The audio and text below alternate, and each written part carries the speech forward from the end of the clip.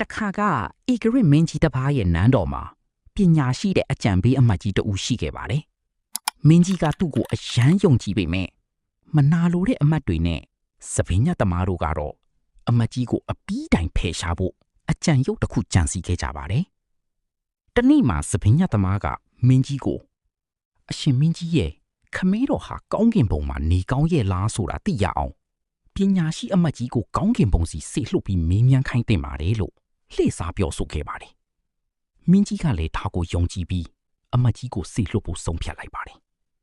အမတ်ကြီးကဒါဟာသူ့ကိုတတ်ဖို့ဆင်ထားတဲ့ထောင်ချောက်မှန်ချက်ချင်းတိလိုက်ပေမဲ့EECC ပဲလက်ခံခဲ့ပါတယ်ဒါပေမဲ့ပြင်ဆင်စရာရှိလို့ဆိုပြီးအချိန်တစ်လတောင်းခဲ့ပါတယ်အဲ့ဒီတစ်လအတွင်းမှာအမတ်ကြီးကမီးရှို့မဲ့နေရာကနေသူ့အိမ်အထိရောက်မဲ့ဟီယိုဝက်ဦးမင်လုံခိုင်းတစ်ခုကိုတိတ်တဆိတ်တူထားလိုက်ပါတယ်တတ်မှတ်တဲ့နေ့ရောက်တဲ့အခါလူအများရှေ့မှာအမတ်ကြီးကိုမီးပုံနဲ့ထည့်လိုက်ကြပါတယ်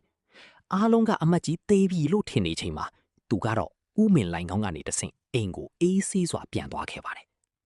လအနှဲငယ်ကြာတဲ့အခါအမတ်ကြီးဟာစပင်းတွေမုတ်စိတ်တွေအရှိကြီးနဲ့နန်းတော်ကိုပြန်ရောက်လာပါတယ်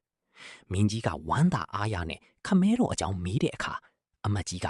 ခမဲတော်ဟာကောင်းကင်ဘုံမှာအလုံးပြိုးနေပါတယ်ဒါပေမဲ့ပြဿနာတစ်ခုပဲရှိတယ်အဲ့ဒါကကောင်းကင်ဘုံမှာစပင်ညက်သမားမရှိတာပါပဲလို့ဖြေခဲ့ပါတယ်မင်းကြီးကခမဲတော်အတွက်ဆိုပြီးနန်းတော်စပင်ညက်သမားကိုကောင်းကင်ဘုံစီချက်ချင်းစေလို့ဖို့အမိန့်ပေးလိုက်ပါတယ်စပင်ညက်သမားခမည်းမှာတော့လွတ်မြောက်ရလမ်းမရှိတော့ပဲသူကိုယ်တိုင်တူးခဲ့တဲ့ကျင်းထဲမှာပဲအသက်ပြောက်ခဲ့ရပါတော့တယ်ဒီဇလန်းကနေပြီးချင်တဲ့သင်ခန်းစာကတော့မနာလိုစိတ်ဟာအဲ့ဒီစိတ်ကိုမွေးမြူထားသူကိုပဲပြန်လေဖြက်စီးတတ်တယ်ဆိုတာပါပဲသူတပားကိုမကောင်းကြံဖို့ကျင်းတူးထားသူဟာအဲ့ဒီကျင်းထဲကိုကိုယ်တိုင်ပြန်ကျတတ်တယ်ဆိုတာသတိပြုရမှာဖြစ်ပါတယ်